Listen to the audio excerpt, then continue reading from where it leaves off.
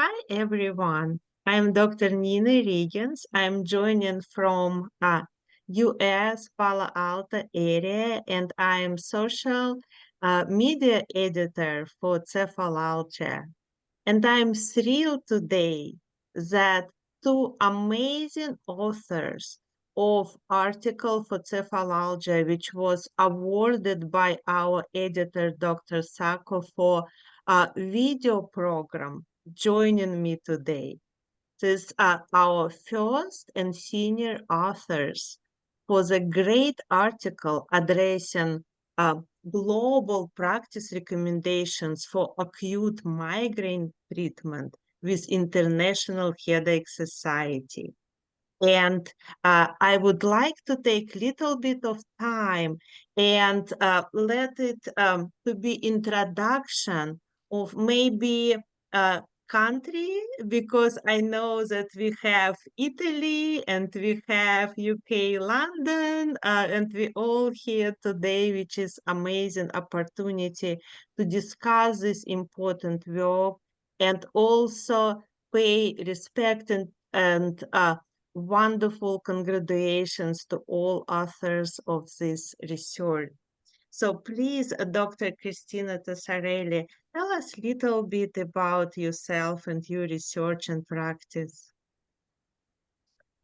Yes, I am a professor of neurology in Pavia. That's a relatively small town near Milan, the University of Pavia, and I am affiliated for my clinical activity with the Mondino Research Institute. It is a standing alone institute all dedicated to neurology of children and adults. And headaches, of course, are one of my main fields of interest. Thank you so much. And how about you, Dr. Francesca Puledda? Hi everyone. Thank you, Nina, for this kind introduction and this incredible opportunity to present our work. So my name is Francesca Puledda. I'm a clinical neurologist and I have an academic interest in headache. I've had one for quite a long time, I would say. I am originally from Italy, actually, like Professor Tassorelli, but I have been working at King's College London for quite a few years now. And this work actually comes from one of my activities within the International Headache Society that I've been working with for a few years now. I was a former chair of the junior group of the IHS, and that actually is, this group is part of this really large effort. In fact, many of the co-authors of this paper are really talented and incredibly bright and hardworking junior members of the IHS from all over the world. Oh, wow, that's very inspiring. And could you please tell our audience little bit what brought you to this work and maybe what was the inspiration and how did you think about this wonderful global practice recommendations? Maybe back to Dr. Cristina Tassorelli, please. Yes, thank you, Nina. Yes, actually, as Francesca was saying, this has been a huge effort that is the result of a collaboration of more than 40 authors, juniors, very important, but also seniors from different parts of the world. And our starting point was that in the headache field, we are now in a very happy place because we have had in the past 4 or 5 years 9 new drugs specific for the treatment of migraine, which is good because this is really changing the life of many of our patients. And those who did not respond to previous treatment, now they are doing much better. So this is good. But then the question that came to us was how many millions of people with migraine do not receive adequate management? How many millions of people with migraine do not have access to available anti-migraine drugs? And the International Headache Society is an international body. So we should think of all the countries in the world. And when we went and looked at the list of essential medicine of the World Health Organization, realized that there were only 4 acute medications for the acute treatment of migraine and only 1 for the prevention of attacks. And then into this, Francesca added another contribution because she did a survey, a wonderful job that I hope it will be soon published, to verify how many of these essential drugs they were actually available all over the world. Sorry. And it turns out that not all of them are available. Not all of them can be used by the patient in the different countries. So what we did think that, okay, we have to do something to improve this. And that's where we have the idea of preparing this global practice recommendation that we devised in two levels. One optimal level that is for the countries where many of these drugs are available, but also an essential level for the countries where only few drugs are available. But we think that using this practice recommendation, it will also be possible to improve the life of patients with migraine, even in the places where only few drugs are available. So we put together this large working group. We worked for 2 years, and here is one part of the results.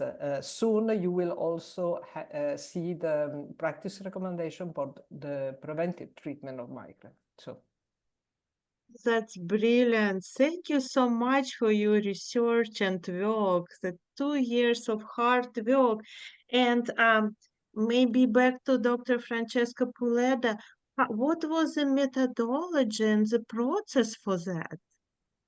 Well, as Professor Tassorelli already mentioned, it was quite a long and tough process, but it was really actually great to work in this incredible international team, and we worked quite hard, and it was really a great group.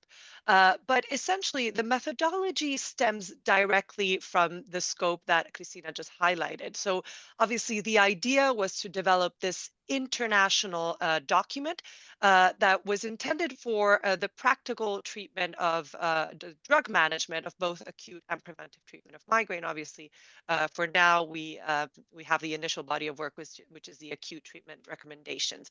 But it was really intended to be used all over the world and also at different levels of headache care, right? So from tertiary care, which we are all quite experienced with, but all the way down actually to primary care, where nurses and healthcare specialists that treat migraine in the real world can actually use these guidelines, these recommendations, I should say, at a practical level.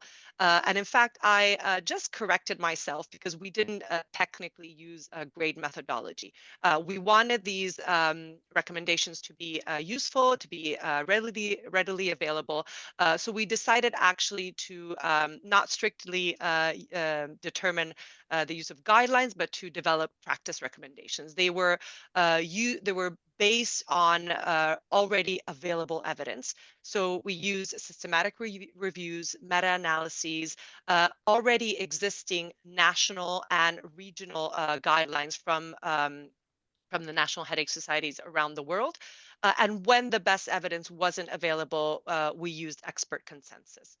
So the first part of the process was really to develop these questions. So these 17 set of questions is what our steering committee that was chaired by Professor Tassorelli came up with.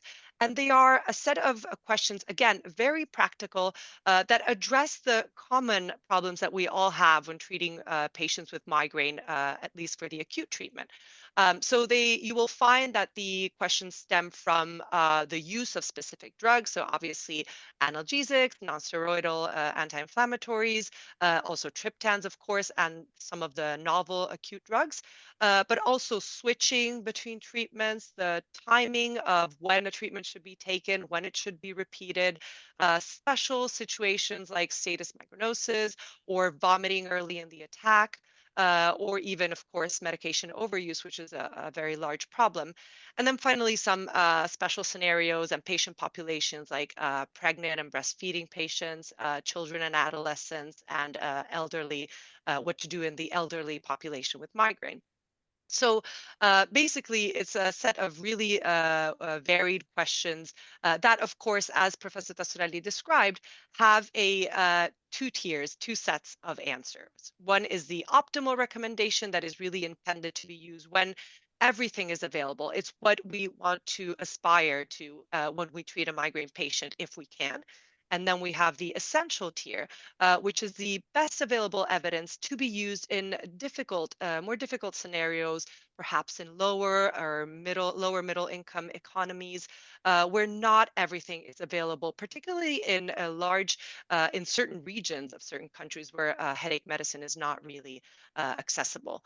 So basically, when our readers go through the document, they will find these 17 questions with take-home messages, the optimal and the essential recommendations. But then for each question, we also went through the background of why that particular aspect of migraine care is important, why we thought it was important, and of course, a summary of the available evidence and the national guidelines that I was referring to that really were our guide to develop the recommendations themselves. Thank you so much. And I do envision that this important research and work will help underserved population. I could envision achieving excellent practical use when we training our next generation of headache medicine physicians and practitioners. And what other things and objectives would you believe International Headache Society would be able to achieve with this publication? Maybe Professor Tassorelli, please. Well, our scope is very ambitious because the idea is that we would like to have all the countries in the world to be able to put in place at least the essential level of a practice recommendation for the treatment of migraine.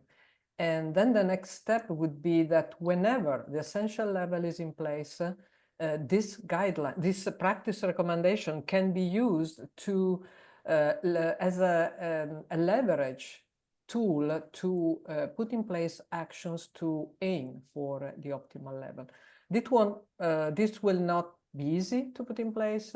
This will not come by itself. So IHS has already in place some initiatives to favor this.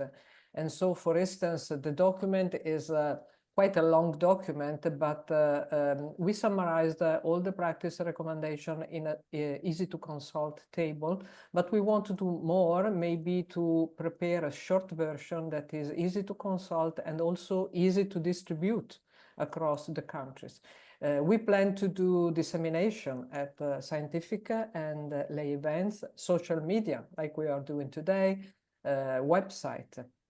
We are also working with Francesca and other colleagues and also other scientific societies and charities like the European Headache Federation, the Lifting the Burden. We are working to add more anti-migraine drugs to the essential medicine list of the WHO. So we are preparation application for that. And then we plan to liaise with ONGs, key opinion leader, policymakers, other scientific society, the civil society, and also the pharma companies to make really this practice recommendation disseminated everywhere. And as Francesca was saying, they are very easy to be put in practice. You don't need to be an experienced neurology. We thought of them to be used also in some countries. Migraine is taken care at the primary care level, but not by doctor. In some countries, we went with the International Headache Societies 2 years ago in Malawi, and we realized that in that case, there were clinical officers taking care of the majority of the patient. So this practice recommendation can also be applied by this type of healthcare professional.